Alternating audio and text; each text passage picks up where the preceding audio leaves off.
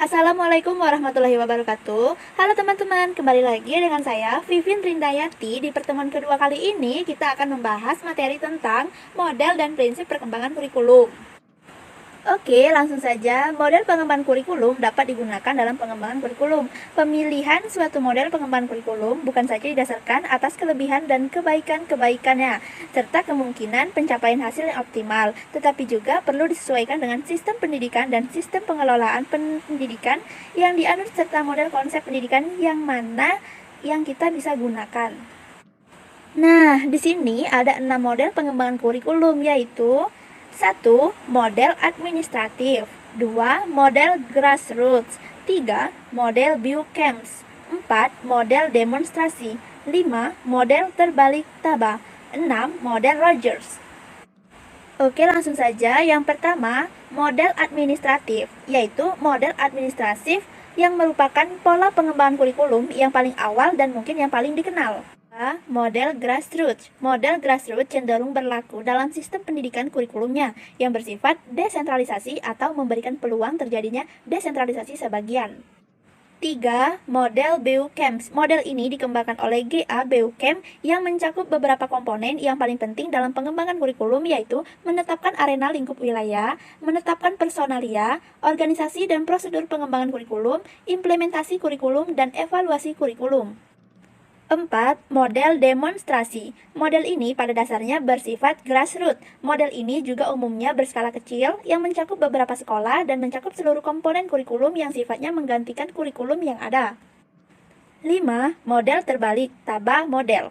Pengembangan kurikulum ini terbalik dari yang lazim dilaksanakan, yaitu dari biasanya dilakukan secara deduktif dibalik menjadi induktif. 6. Model Rogers. Berpandangan bahwa manusia dalam proses perubahan yang mempunyai kekuatan dan potensi untuk berkembang sendiri berdasarkan pandangan tentang manusia. Maka Rogers mengemukakan model pengembangan kurikulum yang disebut dengan model relasi interpersonal Rogers. Berikut adapun langkah-langkah pengembangan kurikulum model Rogers, yaitu 1. Pemilihan satu sistem pendidikan sasaran. 2. Pengalaman kelompok yang intensif bagi guru. 3. Pengembangan suatu pengalaman kelompok yang intensif bagi satu kelas atau unit pelajaran. 4. Melibatkan orang tua dalam pengalaman kelompok yang intensif. Sedangkan prinsip pengembangan kurikulum, ada berbagai prinsip pengembangan kurikulum yang merupakan kaidah yang menjiwai kurikulum tersebut. Pengembangan kurikulum dapat menggunakan prinsip-prinsip yang telah berkembang di dalam kehidupan sehari-hari atau menciptakan prinsip-prinsip baru. Sebab itu, selalu mungkin terjadi suatu kurikulum menggunakan prinsip-prinsip berbeda dengan yang digunakan kurikulum lain. Prinsip umum. 1. Relevansi. Relevansi berarti sesuai antara komponen tujuan, isi, atau pengalaman belajar, organisasi, dan evaluasi kurikulum, dan juga sesuai kebutuhan masyarakat, baik dalam pemenuhan tenaga kerja maupun warga masyarakat yang diidealkan. 2. Prinsip kontinuitas. Prinsip kontinuitas berkesinambungan dibagi menjadi dua macam, yaitu berkesinambungan secara vertikal dan berkesinambungan secara horizontal. 3. Prinsip fleksibilitas. Prinsip fleksibilitas menuntut adanya keluasan dalam mengembangkan kurikulum tanpa mengorbankan tujuan yang hendak dicapai. Dua macam prinsip relevansi. Relevansi keluar mencakup tujuan, isi, dan proses belajar yang ada dalam kurikulum. Hendaknya harus relevan dengan tuntutan kebutuhan dan perkembangan masyarakat. 2. Relevansi ke dalam mencakup komponen kurikulum, tujuan, isi, proses, penyampaian, dan evaluasi yang terjalin relevansi. 4. Prinsip kontinuitas berkesinambungan. Berkesinambungan secara vertikal, bertahap atau berjenjang dalam artian antara jenjang pendidikan yang satu dengan jenjang pendidikan yang lebih tinggi tanpa ada jarak di antara keduanya. Dan yang kedua, berkesinambungan secara horizontal. Berkesinambungan secara horizontal dapat diartikan berkelanjutan terhadap pengembangan kurikulum, jenjang pendidikan, dan tingkat atau kelas yang sama, tidak terputus-putus dan terpadu. Ada 5 prinsip khusus. Prinsip berkenaan dengan tujuan pendidikan, tujuan menjadi pusat kegiatan dan arah sama kegiatan pendidikan. Tujuan pendidikan mencakup tujuan yang bersifat umum atau berjangka panjang, berjangka menengah, dan berjangka pendek tujuan khusus.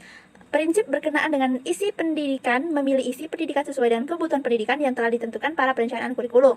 Prinsip berkenaan dengan pemilihan belajar mengajar. Prinsip berkenaan dengan pemilihan media dan alat pengajaran. Proses belajar mengajar yang baik perlu didukung oleh penggunaan media dan alat-alat bantu pengajaran yang tepat. Prinsip berkenaan dengan pemilihan kegiatan penilaian.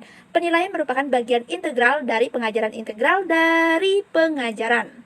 Dan yang terakhir, hal-hal yang perlu diperhatikan dalam pemilihan proses belajar. 1. Apakah metode teknik belajar mengajar yang digunakan cocok untuk mengajar bahan pelajaran? 2. Apakah metode teknik tersebut memberikan kegiatan yang bervariasi sehingga dapat melayani perbedaan individual siswa? 3. Apakah metode teknik tersebut memberikan urutan kegiatan yang bertingkat-tingkat? 4. Apakah metode tersebut dapat menciptakan kegiatan untuk mencapai tujuan kognitif, afektif, dan psikomotor? 5. Apakah metode teknik tersebut mengaktifkan siswa untuk mengaktifkan guru dan kedua-duanya? 6. Apakah metode teknik tersebut mendorong berkembangnya kemampuan baru? 7. Apakah metode teknik itu menimbulkan jalinan kegiatan belajar di sekolah atau rumah, juga mendorong penggunaan sumber yang ada di rumah dan di masyarakat? 8. Dibutuhkan kegiatan belajar yang menekankan learning by doing di samping learning by seeing and knowing. Baiklah, mungkin itu saja yang dapat saya sampaikan. Saya akhiri. Wassalamualaikum warahmatullahi wabarakatuh.